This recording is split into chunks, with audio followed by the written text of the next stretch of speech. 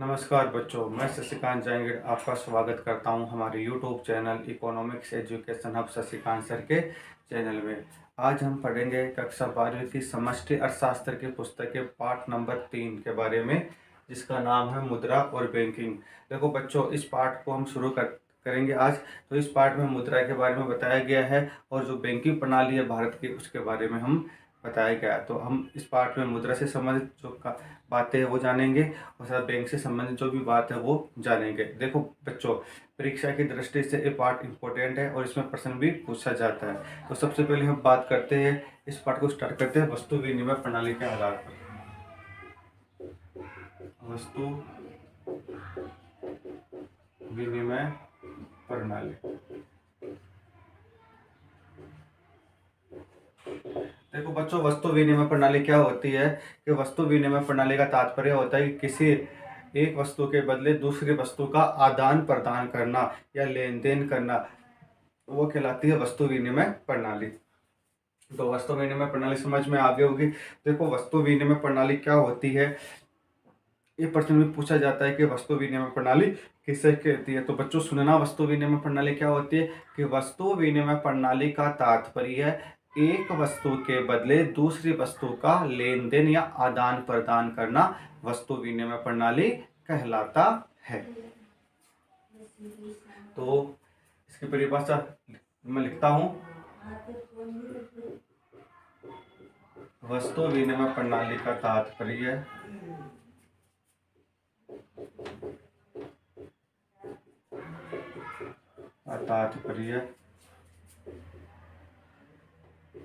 किसी एक वस्तु के बदले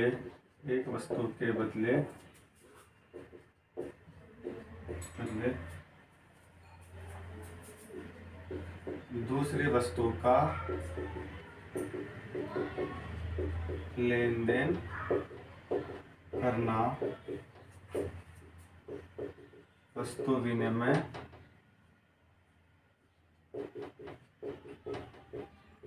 प्रणाली कहलाता है। तो बच्चों, वस्तु विनिमय प्रणाली क्या होती है समझ में आ गया होगा कि वस्तु विनिमय प्रणाली का तात्पर्य किसी एक वस्तु के बदले दूसरी वस्तु का आदान प्रदान करना वस्तु विनिमय प्रणाली कहलाता है। देखो बच्चों, जब मुद्रा प्रचलित नहीं हुई थी तो उससे पहले जो व्यक्ति था अपनी वस्तुओं को एक वस्तु के बदले दूसरी वस्तु के बदले आदान प्रदान करता था। जैसे मान लो गेहूं के बदले बाजरा, बाजरा के बदले गेहूं, या गाय के बदले भैंस, भैंस के बदले गाय का आदान प्रदान करता था। तो ये क्या हो गया, ये किसी एक वस्तु के बदले दूसरी वस्तु का लेन देन करना या आदान प्रदान करना वस्तु विनिमय प्रणाली कहलाता है। देखो, जो प्रश्न पूछा जाता है मोस्टली वो वस्तु विनिमय प्रणाली किसे कहते हैं वो पूछा जाता है। एक पूछा जाता है कि वस्तु विनिमय प्रणाली के दोष बताइए, कि वस्तु विनिमय प्रणाली के क्या क्या दोष है वो बताइए। तो वस्तु विनिमय प्रणाली के दोष, वस्तु विनिमय प्रणाली के दोष। तो देखो बच्चों, वस्तु विनिमय प्रणाली के क्या क्या दोष होते हैं उसके बारे में जानते हैं। ध्यान देना बच्चों, वस्तु विनिमय प्रणाली के दोष है उसको समझना। पहला है आवश्यकता के दोहरे संयोग का अभाव। पहला तो क्या हो गया कि आवश्यकता के दोहरे संयोग का अभाव, मतलब कि एक व्यक्ति को, जैसे मान लो किसी व्यक्ति के पास गेहूं है और उसे चाहिए मक्का, तो वह ऐसा व्यक्ति ढूंढेगा जिसके पास मक्का है और वो मक्के के बदले उसे गेहूं की आवश्यकता है। तो ऐसा व्यक्ति अर्थव्यवस्था में ढूंढना मुश्किल काम है। इसलिए आवश्यकता के दोहरे संयोग का अभाव की एक प्रमुख समस्या, ये प्रमुख कमी या प्रमुख दोष होता है वस्तु विनिमय प्रणाली का। दूसरा है वस्तु विभाजन का अभाव। देखो बच्चों, दूसरा है वस्तु विभाजन का अभाव, यानी जो व्यक्ति होता है वो अपने वस्तु का विभाजन नहीं कर सकता। जैसे मान लो एक भैंस है, एक भैंस की मूल्य है 4 बोरी गेहूं के बराबर। तो जैसे मान लो किसी व्यक्ति को 2 बोरी चाहिए और वो अपनी भैंस लेना चाहता है, तो ऐसा तो है नहीं वो आधी भैंस दे देगा। आधी भैंस देने से क्या, भैंस का अस्तित्व ही समाप्त हो जाएगा। इसलिए इसमें सबसे बड़ी समस्या है वस्तु विभाजन का अभाव पाया जाता है, इन वस्तु को विभाजित नहीं किया जा सकता। तीसरी समस्या है वस्तु संचय में कठिनाई।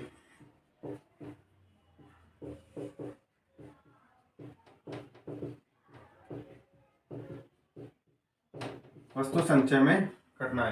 देखो वस्तु विनिमय प्रणाली के तीसरा दोष है कि वस्तु संचय में कठिनाई। देखो क्या होता है कि वस्तु होती है, कोई भी वस्तु देखो उसकी एक लिमिट होती है, एक मतलब टाइम पीरियड होता है कि वो इस समय बाद में क्या हो जाती है, खराब हो जाती है। जैसे मान लो हमारी सब्जियां ही देख लो, सब्जियों की एक लिमिट होती है कि वो 2 या 3 दिन या 4 दिन चलेगी। अगर किसी किसान के पास ज़्यादा सब्जियां हो जाती है तो वो क्या करेगा, उनको संचय नहीं कर सकता, क्योंकि वो क्या है थोड़े दिनों बाद में खराब हो जाएगी। तो इसलिए क्या वस्तु के संचय में भी क्या होती है, कठिनाई होती है। तो 3 दोष समझ में आ गए। चौथा दोष है मूल्य के स्थानांतरण में कठिनाई, यानी मूल्य के स्थानांतरण में कठिनाई, यानी वस्तु के स्थानांतरण में क्या होती है, कठिनाई होती है।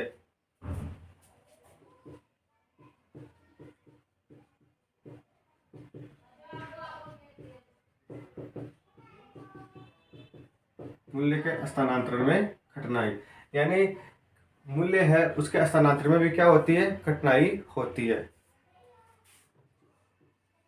पांचवी है भावी भुगतान का आधार में समस्या।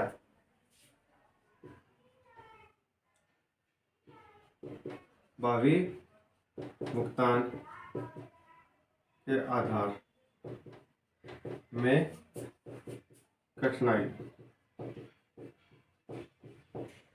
भावी भुगतान के आधार में कठिनाई, यानी भविष्य में किसी वस्तु का भुगतान किस प्रकार करेंगे वो भी क्या होती है, कठिनाई होती है। तो मेरे हिसाब से बच्चों वस्तु विनिमय प्रणाली क्या होती है और उसके दोष क्या होते हैं समझ में आ गए होंगे। अब हम बात करते हैं मुद्रा। देखो इन कमियों को दूर करने के लिए मुद्रा का प्रचलन हुआ। पहले आपको पता है कि धातु मुद्रा चलती थी, फिर कागजी मुद्रा चल रही है, और वर्तमान में क्या है, कागजी मुद्रा को ही सर्वमान्य माना जाता है। तो हम जानेंगे मुद्रा क्या है और मुद्रा के कार्य क्या क्या है।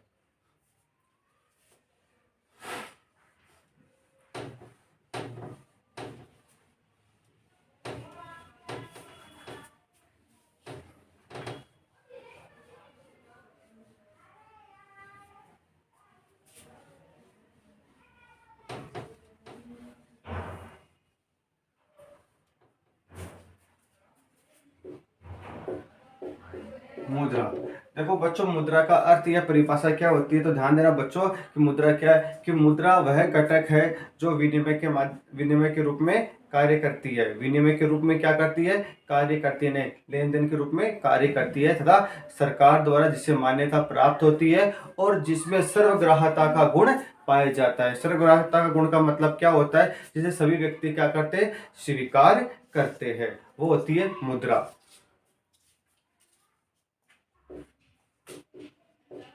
मुद्रा वह घटक है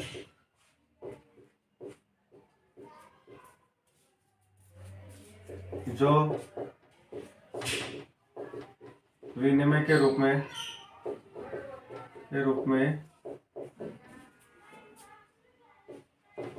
कार्य करती है तथा जिसे सरकार द्वारा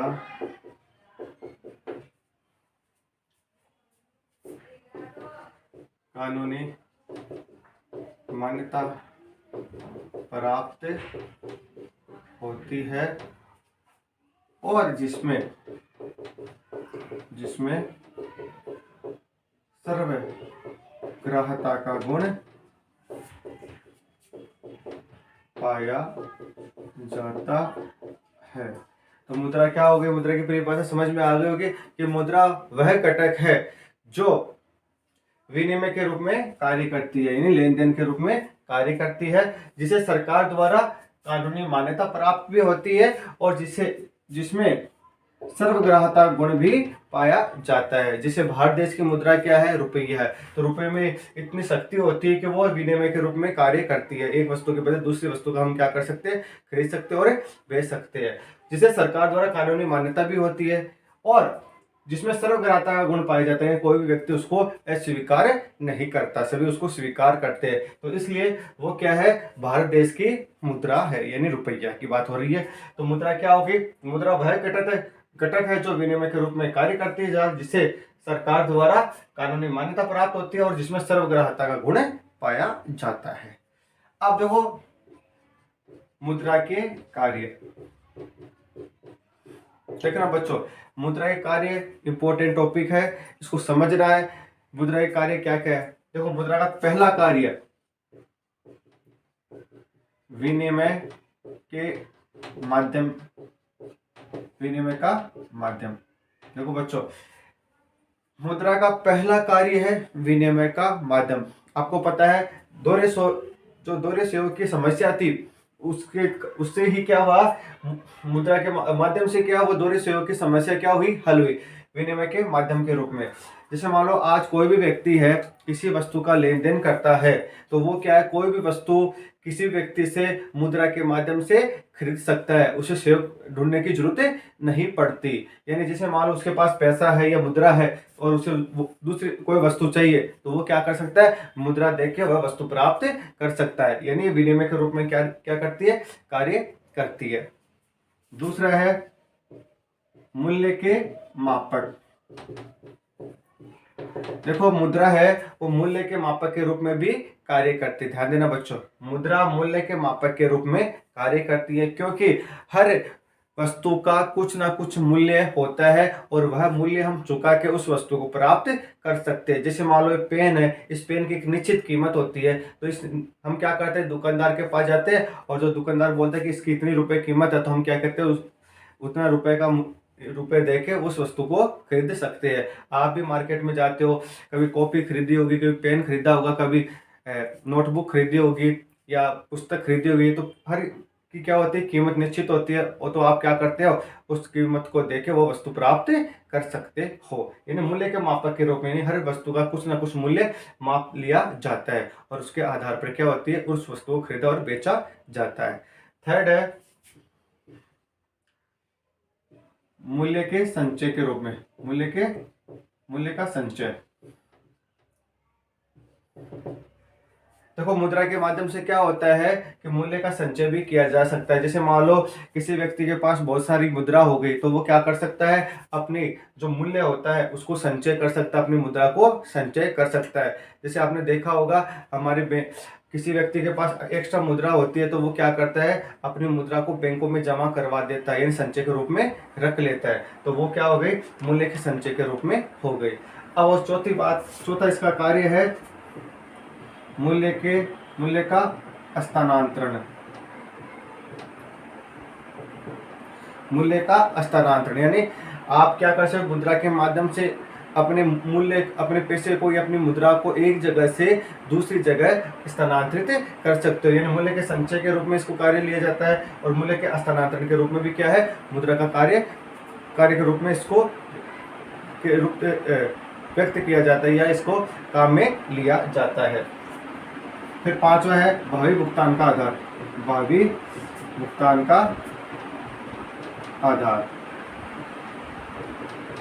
देखो मुद्रा के माध्यम से हम ये अनुमान लगा सकते हैं कि आज के आने वाले भविष्य में किस वस्तु की कीमत क्या होने वाली है, तो उस हिसाब से क्या होता है, उसका भुगतान किया जाता है और उसका भुगतान व्यक्ति क्या करता है, प्राप्त करता है। तो इस प्रकार ये मुद्रा के जो कार्य है, विनिमय के माध्यम के रूप में मैंने समझा दिया, मूल्य के मापक के रूप में, मूल्य के संचय के रूप में, मूल्य के हस्तांतरण के रूप में और भावी भुगतान का आधार। तो बच्चों इनको याद कर लेना और इनके नोट्स बनाना है। अगर फिर भी कोई टॉपिक समझ में ना आए, कोई चीज़ समझ में ना आए, तो आप मुझे कमेंट बॉक्स में जाके पूछ सकते हो। तो आज का जो वीडियो है वो बहुत इंपॉर्टेंट वीडियो है। इसमें आज हमने पढ़ा है कि वस्तु विनिमय प्रणाली क्या है और वस्तु विनिमय प्रणाली के दोष क्या है वो बताइए। स्त्री प्रश्न संबंधित प्रश्न पूछा जाता है। और दूसरा हमारा जो टॉपिक था मुद्रा और मुद्रा के कार्य, मुद्रा क्या है और मुद्रा के कार्य बताओ, इससे भी संबंधित परीक्षा में प्रश्न पूछा जाता है। अगर आज का वीडियो हमारा अच्छा लगा तो हमारे चैनल को सब्सक्राइब कीजिए, लाइक कीजिए और